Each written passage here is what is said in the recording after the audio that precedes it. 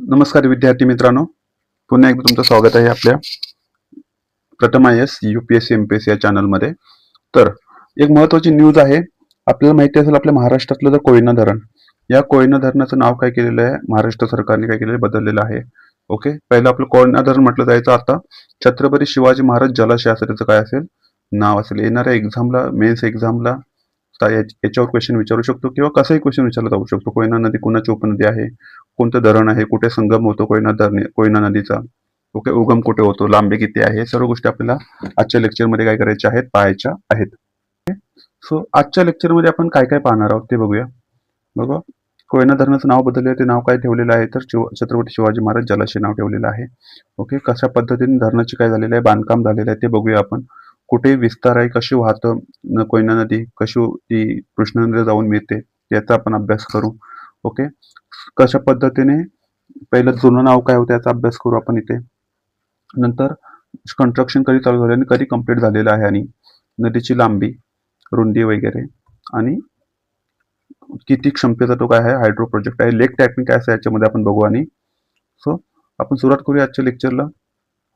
So पहिली गोष्ट, आपल्या सर्वांना माहिती पडलंच असेल आता की नाव बदललेलं आहे, काय ठेवलेलं आहे, छत्रपती शिवाजी महाराज जलाशय आहे. ओके, सो या धरणाची एक खासियत काय आहे तर आपल्याकडे 90% जे काही जलविद्युत तयार होते, जलविद्युत निर्मिती आपल्या कुठून केली जाते तर आपल्या ह्या कोयना डॅम मधून केली जाते.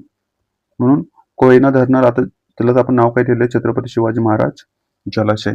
ओके, तर याच भाग्यलक्ष्मी म्हटलं जातं, या धरणाला काय म्हटलं जातं, महाराष्ट्राची भाग्यलक्ष्मी म्हटलं जातं. कारण का बऱ्यापैकी 90% आपल्याकडची वीज निर्मिती होते ती कुठून होते, जलविद्युत निर्मिती कुठून होते, कोयना धरणातून होते. सो ही आपल्याला महाराष्ट्राची थोडी टोपोग्राफी माहिती असली पाहिजे. ही गोदावरी नदी आहे, त्याच्या खालून भीमा नदी, ती कृष्णेची उपनदी आहे, त्या इकडे महाबलेश्वरला उगम पावतात.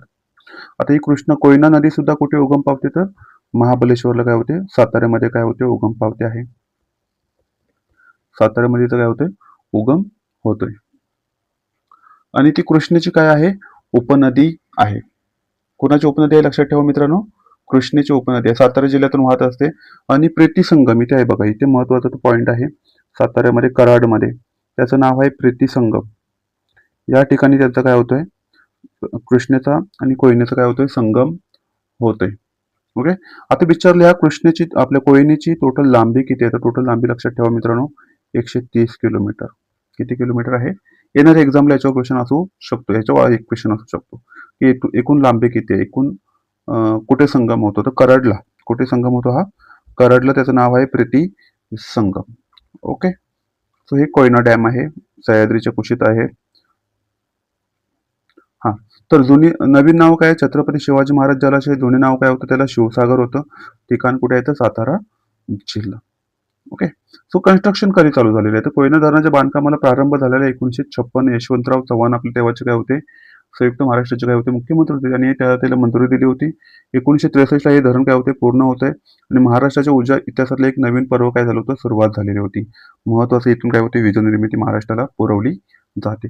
13 मार्च 1999 आशिया खंडातील पहिला लेक टॅपिंग प्रयोग काय झाला होता. लेक टॅपिंग काय असते आपण या पुढच्या स्लाइडमध्ये मी तुम्हाला सांगणार आहे. दुसरा प्रयत्न आपण केला होता की दुसरा यशस्वी प्रयोग सुद्धा केलेला होता 25 एप्रिल 2012ला. सो रिव्हर आपण आताच बघितली, प्रोफाईल काय आहे तर कोयना नदी आहे. एकूण लांबी किती आहे विचारलं तर 130. महाबलेश्वरला उगम पावते ती साताऱ्यामध्ये. आणि कृष्णा नदीची काय आहे, उपनदी आहे. तिचा संगम कुठे होते विचारलं तर प्रीती संगम आहे, हा पॉईंट लक्षात ठेवा. आणि महाराष्ट्राचे काय म्हटलं जातं, जीवनरेखा म्हटलं जातं.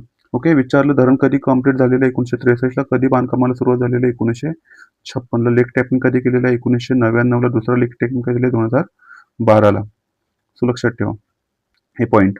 एकूण क्षमता किती, 1960 मेगावॅटची आहे, पण प्रत्यक्ष किती वीज निर्मिती होते, 1920 मेगावॅटची काय होते, वीज निर्मिती. महाराष्ट्रातील सर्वात मोठा जलविद्युत प्रकल्प आहे आणि जगात आपल्या देशातला दुसऱ्या क्रमांकाचा काय आहे, सर्वात मोठा काय आहे, जलप्रकल्प आहे, जलविद्युत प्रकल्प आहे. असं लेक टॅपिंग काय असते, आता ज्यावेळी धरण बांधलेलं असते पण आपल्याला असं एक मार्ग ओपन करायचा असतो पाण्यातून की त्या मार्फत आपण काय करू शकतो, वीज निर्मिती करू शकतो. मग त्या ठिकाणी काय करायचं, जमिनीमार्फत एक काय केलं जातं, एक ड्रिलिंग केली जाते, एक म्हणजे म्हणतात ना त्याला टनेल पाडला जातो.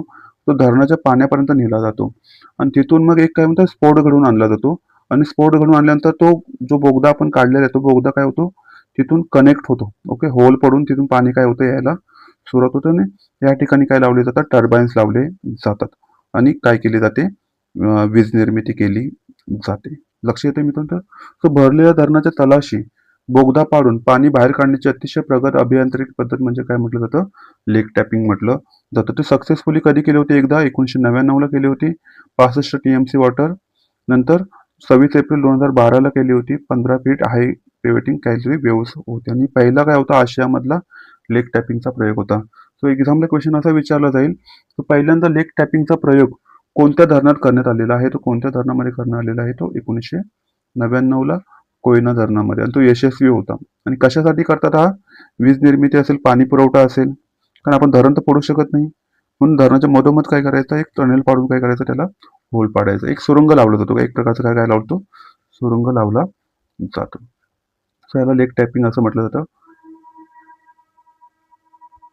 पुढे हेच आहे ते लेक टॅपिंग हे कोयना धरणातच लेक टॅपिंग आहे मित्रांनो लक्षात असू द्या. अतिशय महत्वाचा रोल आहे याचा. ओके, सो अशा पद्धतीने आपण काय केली कोयना धरणाची काय बघितलेली आहे माहिती बघितली असेल. व्हिडिओ आवडला असेल तर नक्की लाईक करा शेअर करा आणि या व्हिडिओला सबस्क्राईब करा. ओके मित्रांनो धन्यवाद जय हिंद.